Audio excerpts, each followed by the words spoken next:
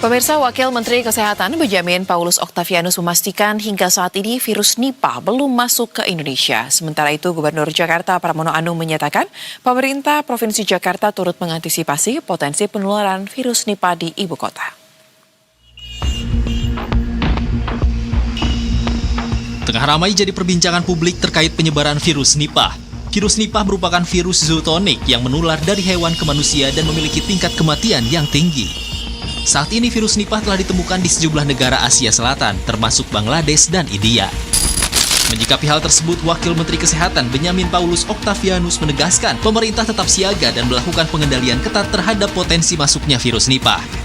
Salah satunya dengan memperkuat balai karantina kesehatan di seluruh pintu masuk internasional termasuk Bandara Soekarno-Hatta. Nipah itu langsung mereka melakukan lockdown kenceng supaya jangan sampai lepas. Kalau Thailand sangat kenceng tuh di airportnya, tapi India pun sudah langsung memblok karena mereka kasusnya belum sampai 1000 sih sejak tahun 1998. Jadi dia nggak seperti COVID, tapi kalau tertular sangat infeksius itu. Tapi kita bersyukur lah sampai hari ini belum sampai Indonesia, moga-moga jangan sampai lah. Kalau nggak itu bisa sangat mengganggu. Sementara itu, Gubernur Jakarta Pramono Anung mengaku telah berkomunikasi dengan Menteri Kesehatan terkait langkah antisipasi penyebaran virus Nipah. Pemerintah Provinsi Jakarta melalui Dinas Kesehatan juga mengimbau masyarakat untuk meningkatkan kewaspadaan dan memahami langkah pencegahan dini. Yang virus Nipah sekali lagi, alhamdulillah sampai hari ini di Jakarta belum ditemukan yang terkena virus Nipah. Kemarin waktu berkomunikasi dengan Bapak Menteri Kesehatan, mudah-mudahan Jakarta segera mengantisipasi untuk itu. Dan saya sudah meminta kepada Dinas Kesehatan untuk segera menangani itu. Dan mudah-mudahan Jakarta lebih tanggap, karena persoalan yang menyangkut virus Nipah, terus kemudian yang kemarin kencing tikus dan sebagainya, mudah-mudahan tidak terjadi di Jakarta.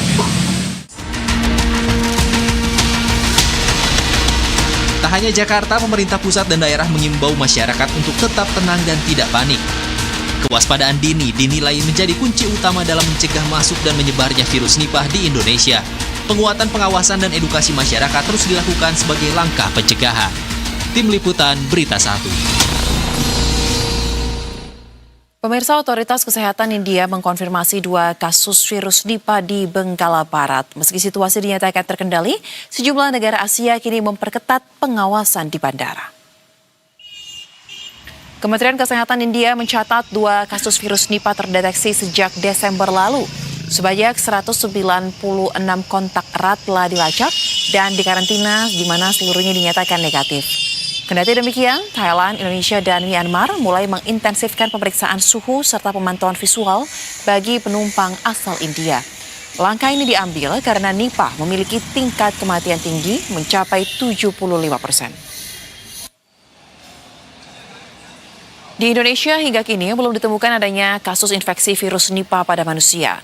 Namun peneliti BRIN menyatakan bukti ilmiah menunjukkan bahwa virus Nipah telah beredar di satwa liar, khususnya kelelawar buah atau kalong.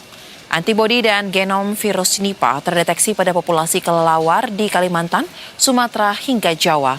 BRIN menekankan pentingnya kewaspadaan, surveillance aktif, dan edukasi publik untuk mencegah potensi penularan ke manusia.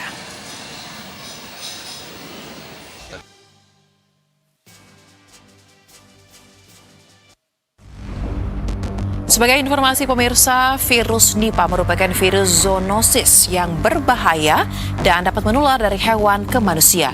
Inang alami virus ini adalah kelelawar buah dari genus Pteropus yang dikenal juga sebagai kalong.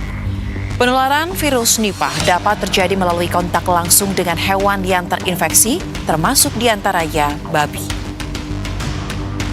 Selain itu, virus Nipah juga bisa menyebar lewat konsumsi makanan atau minuman yang terkontaminasi urin atau air liur kelelawar.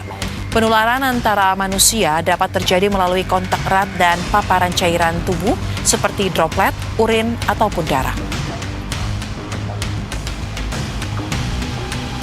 Gejala infeksi virus Nipah antara lain demam, sakit kepala, nyeri otot, sesak nafas, muntah, batuk, sakit tenggorokan, hingga peradangan otak.